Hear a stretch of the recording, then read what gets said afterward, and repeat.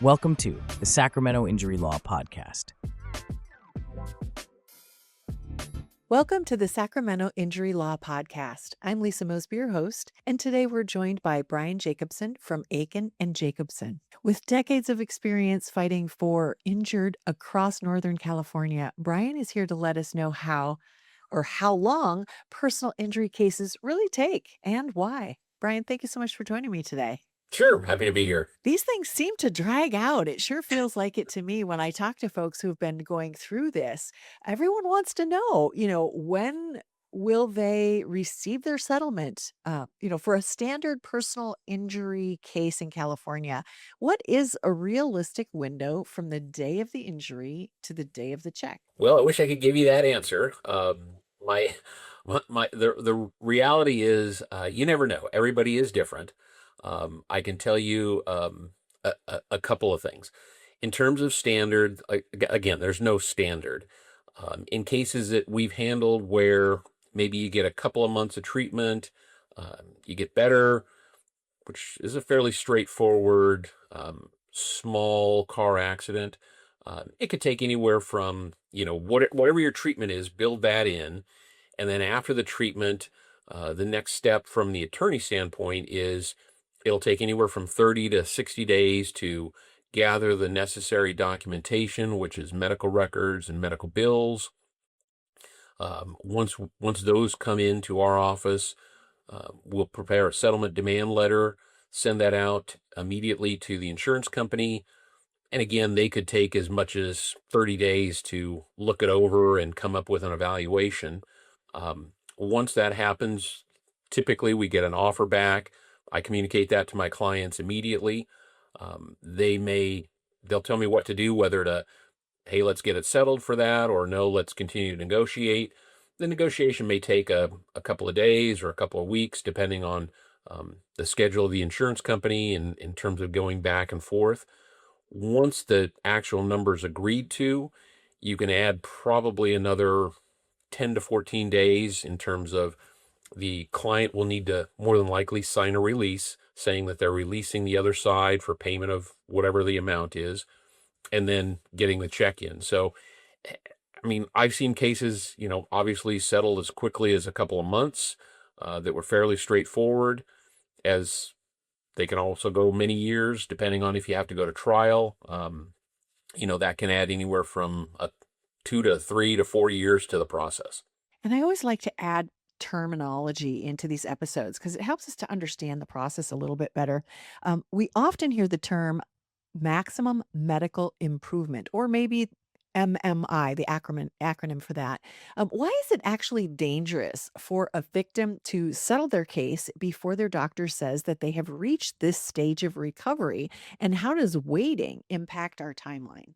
Well, NMI, what you're talking about, is not really a term we hear. It's more of a workers' compensation term, but I understand the process of the maximum medical improvement. And what you're looking for is the person, whoever was in the accident, have they reached the best that they're going to reach? By not waiting until that time, you have some danger of, if you settle the case, it's over and done with. So once you've signed, as we talked about earlier, sign that release, if something flares up or you decide, well, I want to go back to the doctor and just double check it, and it turns out I need a surgery or something even worse, the case is over. There's nothing you can do. So I caution all my clients, don't try and do this early. Let it play out. Make sure that, once you feel like you're healed, go back, start doing the activities that you used to do, to make sure that you can do those activities without pain. Because again, it's very dangerous to settle it early just for the fear of something might occur later that there's no way to recover from. And then is there a strategic reason why insurance companies often take weeks or months just to respond to the basic demand? Absolutely. The longer they wait, well, two reasons. The longer they wait, the longer they keep that money in their pocket. And the longer they wait, sometimes persons can get desperate and be willing to accept, pennies on the dollar, so to speak, for their injury or their claim. We live in tough economic times, and the insurance companies know that. That's part of what I call the game that they like to play. is they will hold that money for as long as they can, and it really is up to the attorney to force the issue. Um, again, I will caution all my clients not to settle for pennies on the dollar, but sometimes it has to be what they want, and sometimes they may have to settle it quickly because that's the money that they're going to use to live on. So that's the goal of the insurance company, is to save as much of it as the money that they can, and they certainly do everything that they can to get to that point. I'm kind of curious, as of 2026, how are the California court schedules? If a case is filed as a formal lawsuit, how much time does that typically add to the overall process? Quite a bit. Cases in Sacramento County Superior Court are moving. There's currently managing a significant volume, and they always undergo restructuring to handle it. But filing a lawsuit can add anywhere from 1 to 3 to 4 years, depending on how long the process takes and how involved and significant the case is. So you are right. It can add some time to the process. Let's talk about cases involving serious or catastrophic injuries, the length of time those specifically take, and tell us about some of the involvement in that process and why it takes so long. Yeah, the significant cases are certainly going to take longer, and the reason for that is what we call discovery, or sort of the information acquisition part of it. Is with a serious injury, there's probably going to be more doctors involved. Not going to be just I went to one person and I'm good. So we're going to have to, as representing a client, we want to make sure we get all the facts fully fleshed out. And we're going to talk to every doctor that we can. We're going to talk to, maybe a significant case involves a lot more witnesses, which is, again, going to add time to the process, because part of what we do is we're doing depositions of these people. And again, you've got to work with everybody's schedule. So instead of it happening tomorrow, the next day, you may have to schedule it out over several months, or sometimes even over a year, depending on what everybody's schedule can accommodate. So that's usually what significant cases, the reason why significant cases usually take a lot more time to figure out and get, fully assessed of the facts than a smaller case would. And I understand that the medical discovery and the medical recovery is probably the largest part of those injury or those cases.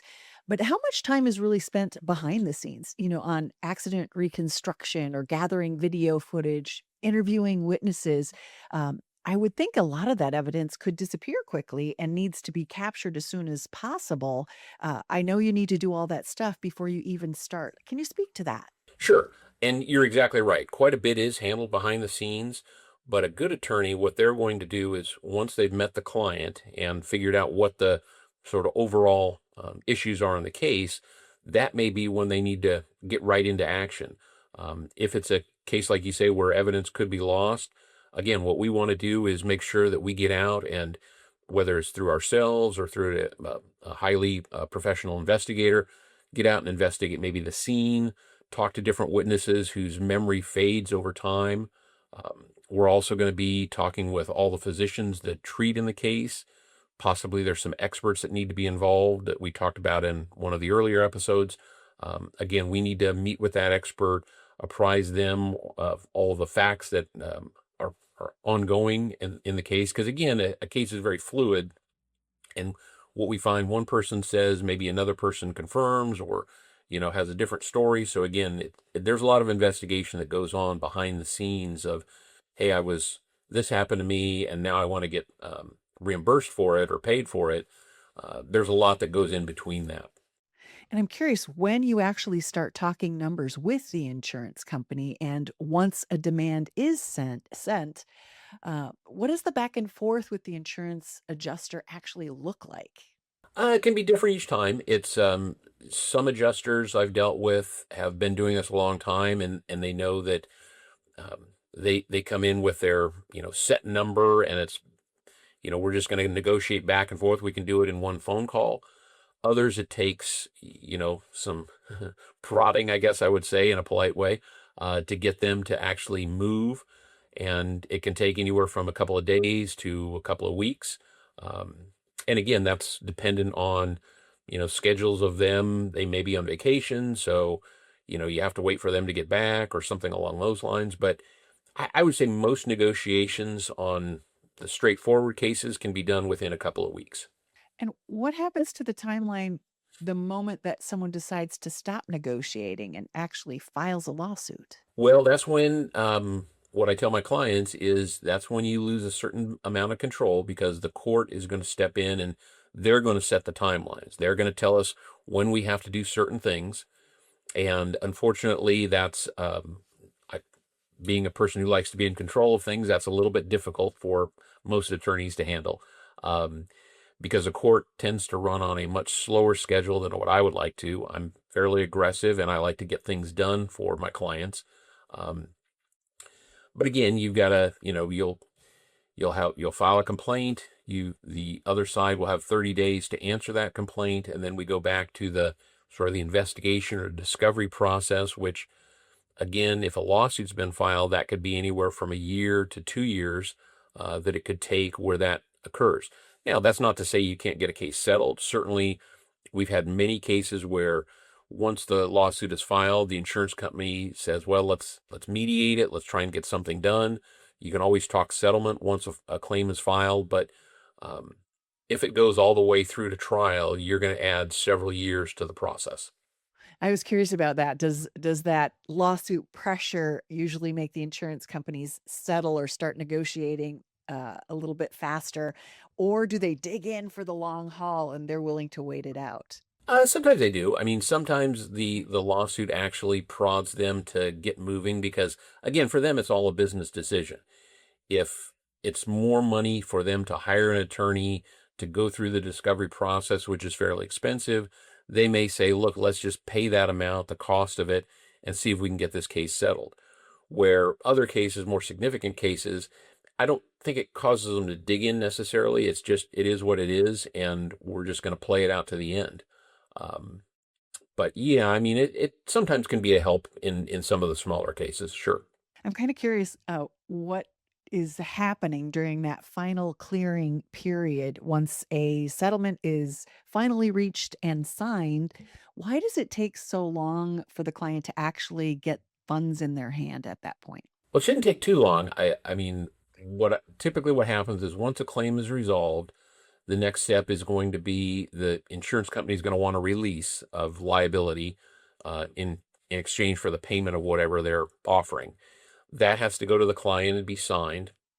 Usually that's emailed to us or sent fairly quickly. So that shouldn't take too long. Once the release is sent back, the insurance company, what I found, usually takes anywhere from 10 to 14 days to get it done.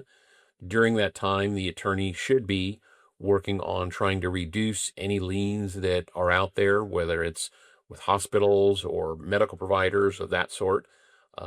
But it all should be in the client's hand certainly within 30 days of settling the case. Anything more than that, it would have to be a strange situation. Great. Any final thoughts for our clients? Things that I may not have covered, but you want to make sure that they walk away with today? No, I think you've done a good job asking the questions. So I'm like I say, I'm always open to answer anything if anyone would like to contact me or anything along those lines. But I think we've covered pretty much all that we needed to cover. Thank you so much for your insights today, Brian. Folks, if you do have questions about your own case or you need expert advice following an accident, please connect with Brian at aikenjacobsenlaw.com to schedule a consultation. And thank you so much for listening to the Sacramento Injury Law Podcast. If you found this episode helpful, please share it with a friend. Feel free to comment as well, and we'll see you for the next episode.